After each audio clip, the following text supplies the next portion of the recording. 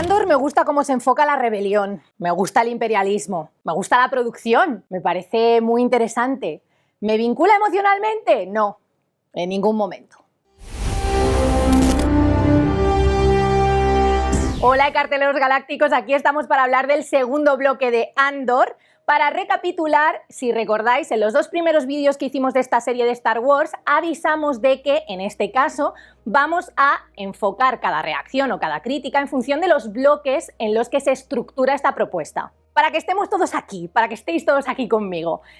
Andor ha decidido que va a apostar por narrar su historia en bloques, en esta temporada, en esta primera temporada, en bloques de 3 capítulos cada uno, que están desarrollados por un equipo creativo. En este caso, en el caso del bloque 2, vamos a hablar de la propuesta de Susanna White y Dan Gilroy, directora y guionista, que nos plantean pues esta especie de Ocean's 11 galáctico, ¿no? Por así decirlo. Demasiado buena he sido con la comparación, en mi humilde opinión. Esto lo digo desde el punto de vista del entretenimiento, ojo, cuidado.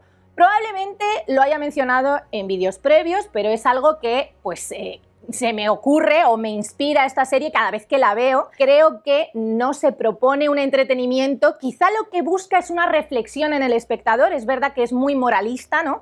Tiene muy claro que quiere transmitir ciertas ideas y es algo que busca activamente con cómo plantea los dos lados, ambos lados, lo que es el imperio y la rebelión. No puedo hablar de entretenimiento porque el ritmo no se lo permite, lamentablemente. Creo, reitero, falla tremendamente en la estructura narrativa. Esa manera de obligarse a hacer bloques de 3 episodios por cada concepto que quieren desarrollar, ¿no? O por cada punto que quieren desarrollar, lo que está provocando es un relleno bastante difícil de tragar para el que no le gusten las series hiper, mega, muy tremendamente lentas, ¿vale? E incluso a esos espectadores de verdad que vengan y me expliquen cómo es posible que aguanten el ritmo desde el punto de vista de anclarlo a un elemento que solo voy a ver en este bloque, luego un elemento que solo voy a ver en este segundo bloque. Me explico. No solo la elección de hacer bloques de 3 episodios encima bastante largos, porque los 2 últimos de este bloque, por ejemplo, han sido de 40 y pico, 50 y pico,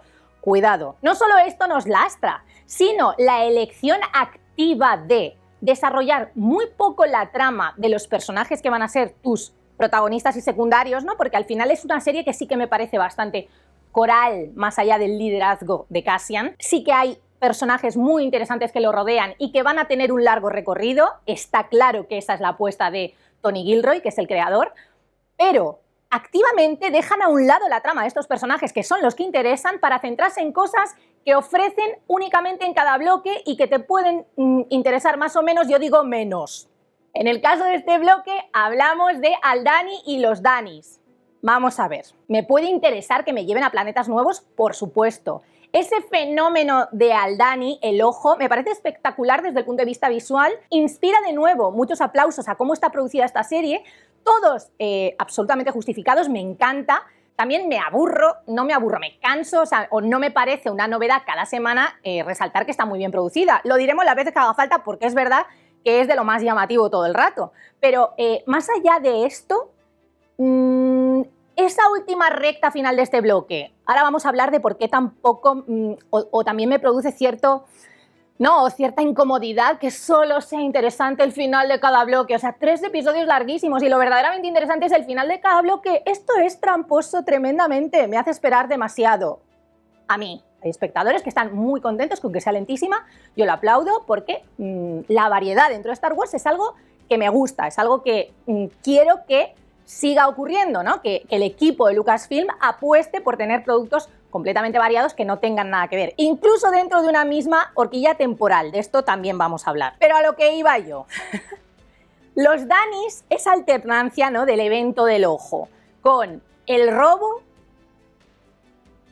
A mí me alternas el robo con las intrigas políticas y te queda un final de bloque de 10. ¿Pero qué pasa? Que están evitando activamente desarrollar ciertas tramas porque quieren que duren un determinado número de episodios / temporadas.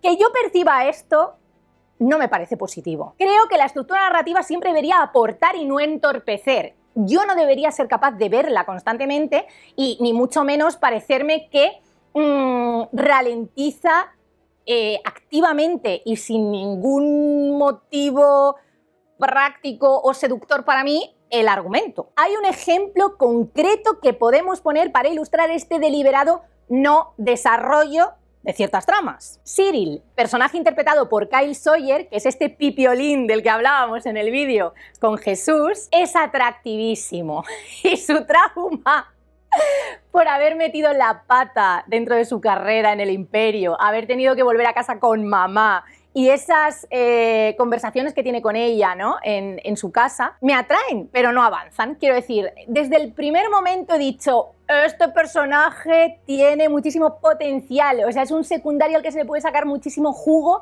porque por fin ves qué le ofrece el Imperio a una persona que quiere lanzar su carrera y piensa que el Imperio es una maravilla. ¿Cómo nace un villano, no? O cómo esa obsesión de Cyril de repente es lo único en lo que piensa, ¿no? Lo único con lo que respira es Cassian Andor y cómo le ha arruinado la vida. Ancla el conflicto entre el Imperio y la rebelión en algo muy, muy, muy personal, muy concreto, que puede resultar súper magnético, pero está en pausa todo el rato, no se está desarrollando. ¿Por qué? Porque quieren que esta trama dure muchísimo. Entonces, ¿me gustan las conversaciones con su madre en la cocina? Sí, claro, yes, pero no puede ser que en 3 puñeteros episodios yo no haya averiguado 3 episodios largos. O sea, es que estamos hablando de hora y pico en conjunto. Yo no haya averiguado cuál es su próximo paso, este personaje no haya salido de su casa, etcétera, etcétera. Dedra, interpretada por Dennis Wook, desde las oficinas de los malos malísimos, también me resulta como interesantísima. O sea, es una imperial que se está dando cuenta de que los ataques de los rebeldes no son una cosa random. De hecho, en la conversación que tiene con su lugarteniente, ¿no? O con su compañero o whatever, ellos reiteran que es demasiado random para ser random. Esto me llama muchísimo la atención, me parece súper interesante cómo hay una voz en el seno, ¿no?, del Imperio que está avisando de que esto es más de lo que vosotros pensáis o de la importancia que se le da. Nadie le está haciendo caso, pero ella sigue con sus pesquisas. Pero claro, ¿sus pesquisas cómo avanzan? De aquella manera. Total, que me encanta, de verdad, me encantan muchísimos personajes. Me parecen fascinantes, esa es la palabra. Quiero saber mucho más. Pero al paso que vamos me voy a enterar dentro de años de cualquier cosa que vayan a hacer o cualquier cosa que les motive, cualquier cosa que les impulse. O sea, ¿qué pasa con esto? Que a lo mejor el vínculo emocional se me está perdiendo, pero bueno, a lo mejor no es tanto causa del ritmo, sino de cómo se plantean ciertas cosas, sobre todo desde el punto de vista de la rebelión. El Imperio, muy bien planteado. Cómo me cuentan desde un punto de vista súper realista, que esto es algo ajeno a Star Wars. Star Wars suele ser escapismo, es algo que valoro, por eso es mi saga favorita.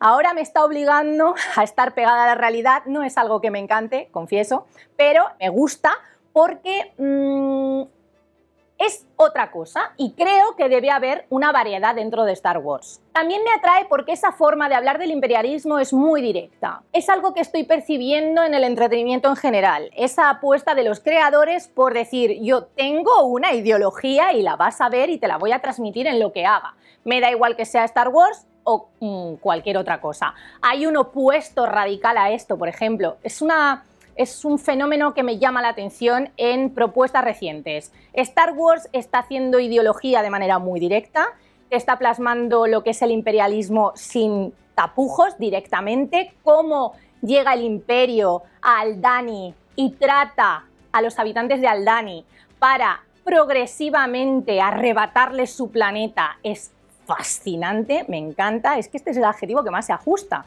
Más allá del ritmo que tiene, que es algo que me provoca rechazo, sí que me fascina. Esta forma de plantear la ideología, de plasmar la rebelión, es una apuesta que hace Tony Gilroy como autor, que es algo que está sucediendo mucho estos días. Igual que la crítica alaba mucho esa apuesta de Tony Gilroy porque comparte, ¿no?, se vincula con su moral, la crítica también rechaza, por ejemplo, la moral o la ética de otras propuestas. Ejemplo, Blonde. ¿Por qué Blonde? Más allá de lo que podamos opinar de su producción, cómo esté narrada, su apuesta más o menos hortera, muchos críticos no han podido valorar positivamente porque el rechazo a la mirada de Andrew Dominik es demasiado potente, lo que es la moral detrás de esa propuesta. Con Andor me parece que está sucediendo lo contrario. Andor está atrayendo por cómo abraza la ideología y cómo condena de manera muy directa el imperialismo. De la misma forma, ensalza a los rebeldes. En mi opinión, no tan acertadamente. Alex Lowther interpreta a Nemik, que es el mártir de la rebelión. Me parece un poco básico esto, un poquito tramposo, un poquito de ser muy vago, el querer vincular las emociones de Andor a Nemik, las del espectador a Nemik. Bueno, tienen diálogos muy interesantes. Me llama la atención que en redes sociales, ahora comentaremos esto, se ha destacado el diálogo, ¿no?, en torno al idealismo que está detrás de este tipo de pues surgimientos, ¿no?, o de contraataques, ¿no?, o de rebeldía, nunca mejor dicho, ante el imperialismo. Yo alabo también dichas conversaciones, pero es cierto que luego me parece muy burdo y muy básico el desarrollo de este personaje para despertar una conexión emocional que conmigo no consigue. Hablando de Twitter, mencionábamos las redes sociales, aquí voy a repescar dos hilos, ¿vale? Y lo voy a hacer ahí todo junto. Lanzaba ese comentario de pues, espectadores muy contentos con el diálogo en concreto del manifiesto de Nemik, y de cómo él busca algo concreto que vincule para atraer a más miembros a la rebelión. Es verdad que es muy difícil en un clima de cosas que todo está mal, como él explica, el buscar la vía para contraatacar. Y es el objetivo de este personaje. Más allá de esto, muchos fans en las redes sociales han encontrado cómico, y a mí me parece fantástico, os dejaremos por aquí el tweet para que lo veáis, han encontrado muy cómico que es que Andor se ambienta temporalmente de manera simultánea a Star Wars Rebels, que tiene un tono absolutamente opuesto. Más allá del tono, Star Wars Rebels, que me parece maravillosa, podéis repescar si os apetece un vídeo que hicimos en Tatooine directo allá por los anales de la historia, en el que comentaba que Star Wars Rebels es probablemente mucho mejor que la mayoría de lo que ha hecho Star Wars nunca. Lo mantengo a día de hoy. Siguen haciendo cosas, Star Wars Rebels sigue siendo absolutamente insuperable. ¿Por qué? Entre otras cosas porque es absolutamente el entretenimiento. O sea, la estructura de Star Wars Rebels te mantiene activo, vinculado, emocionado, pasándotelo bien, etcétera, etcétera, todo el rato. Es una cosa muy diferente a Andor. Me resulta muy curioso la alternancia en una misma situación, en un mismo momento, cómo enfoca Andor su rebelión y cómo se enfoca en Star Wars Rebels es hilarante cuanto menos. Los tuiteros lo decían. ¿Cómo puede ser que en Andor estemos en un mood tan tremendo, ¿no?, tan real, tan cotidiano además también, como, ¿no?, y duro y difícil, y en Star Wars Rebels, pues Ezra y Seth se están dedicando a robar fruta porque a Hera le gusta. Puede ser muy interesante empezar a conectar los puntos. De hecho, en este episodio se menciona un evento que vemos en Star Wars Rebels en la tercera temporada, en el episodio 3:18. La masacre de Gorman se menciona en este capítulo de Andor, en el último de este bloque, el sexto episodio en el que Mon Mothma menciona en el Senado que lo que se está haciendo en Gorman es una barbaridad. Mothma, personaje interpretado por Genevieve O'Reilly, de hecho sale en el 3:18 de Rebels también en torno a esta cuestión. Es decir, para los megafans tienen que estar alucinados porque todo está bastante intricado, ¿no? Se está uniendo de formas muy interesantes. Hay otro detalle que también me parece muy llamativo. De por sí estas escenas hablan sin necesidad de que tú tengas un conocimiento amplio de la saga. Es cierto, pero si ya lo tienes. Por ejemplo, el personaje de Sly Moore, al que hemos visto en las precuelas, que es muy mano derecha de Palpatine, se menciona cuando el marido de Mon Mothma está organizando una cena en casa. Ella se enfada muchísimo. ¿Por qué? Pues porque esta señora es de todo menos buena. Entonces, hay muchísimos guiños para el fan que tenga todos los nombres aquí. Yo, madre mía, es que voy a necesitar una chuleta pues que dé 3 vueltas a este edificio porque es una locura.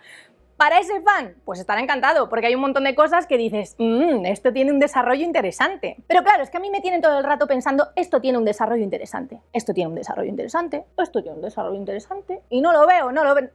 no lo veo. Otros seguidores dicen, es que el problema es cómo han decidido estrenarla. Esto no debería ser un capítulo semanal, es que esto lo tenían que haber lanzado todo junto y tú ya te lo ves en maratón. Es que aunque lo hubieran hecho así, esta serie te está pidiendo que inviertas una cantidad de tiempo loquísima para no avanzar nada. Otras escenas con las que me encantaría avanzar y que siento necesidad y que pido más y no pasa. Todas en las que sale Mon Mothma, de verdad. O sea, su línea argumental, ¿no? Su arco, lo poco que veo que se está planteando, me encanta. La situación que tiene en casa es que es lo mejor. O sea, un marido absolutamente imperial, al que le da igual todo el mundo, es incapaz de aprenderse el nombre de su chofer y pues él vive contento en su privilegio. Ella, que cada vez disimula menos las caras de asco.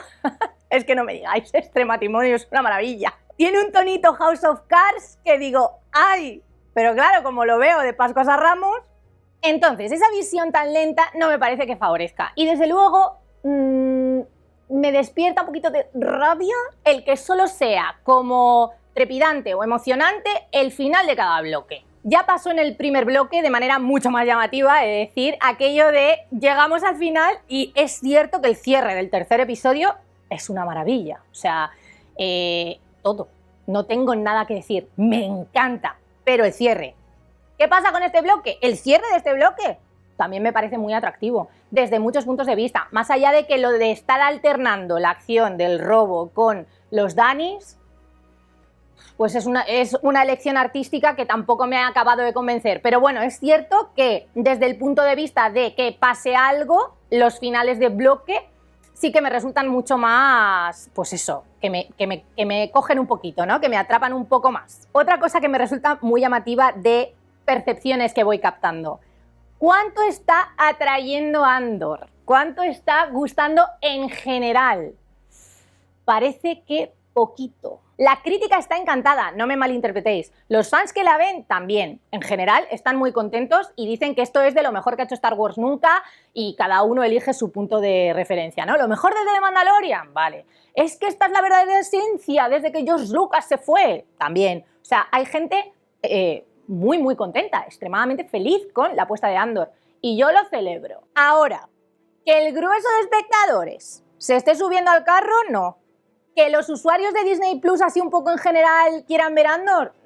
Parece que tampoco. Nos faltan las audiencias de Nielsen, que son las más fiables, pero claro, tardan muchísimo más en llegar. Ahora de momento tenemos otra referencia. Wikimedia ya tendría un poquito los resultados de la semana del 3 al 9 de octubre. Todavía nos quedaba el último episodio de este bloque por ver de Andor, pero según esos datos de audiencia, Andor cerraría el top 3 de lo más visto en originales de streaming. Subrayo el originales de streaming porque no tiene en cuenta, por ejemplo, a La Casa del Dragón, que es el titán ahora mismo. Entonces, bueno, estamos dejando muchos elementos fuera, concretando tanto en originales de streaming para que nos hagamos una idea de interés, ¿no? Gusto generalizado, pues está gustando más She-Hulk, por ejemplo. She-Hulk, que es de las series peor recibidas por el gran público de Marvel, o sea, es de las series marvelitas que menos está pasando, ¿no?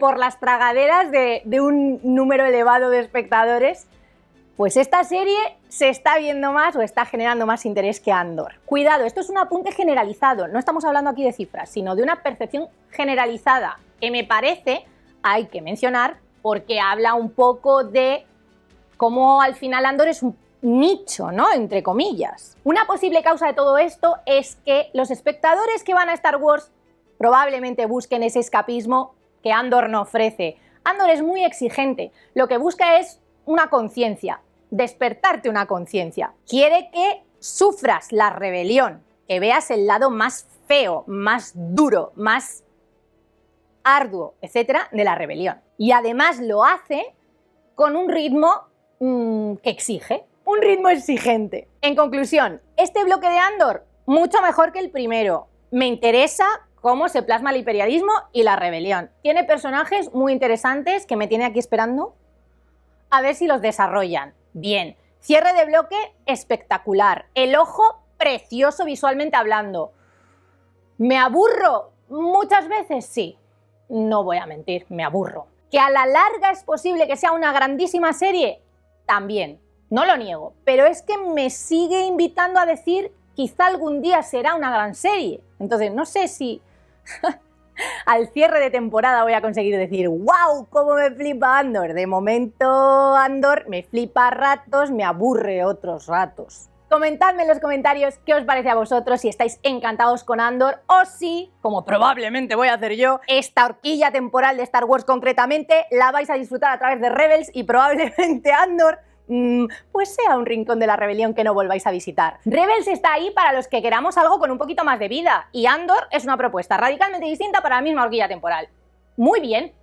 O sea, es que Star Wars tiene potencial para esto, para atraer a toda clase de espectadores con propuestas muy distintas. Eso es lo mejor de esta serie de Star Wars. Después, ya se verá. Que la fuerza os acompañe.